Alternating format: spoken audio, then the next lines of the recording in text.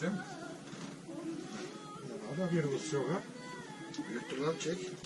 İridir o. İri. İridir o. Adam çiftli gelmiş. Oo. Bir tane vereceğim. Ora. Oh. Hoppa. Önce mi?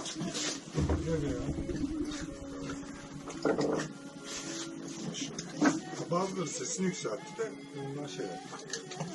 Abi suyu alsaydım onu. İkisi de çok güzel balıklar. Suyu alsaydım onu. Çipra gibi balıklar çok güzel. Çok güzel ya. Geri bastı ya. O amca bir daha gelse ya. Oradan böyle gelsin aslında.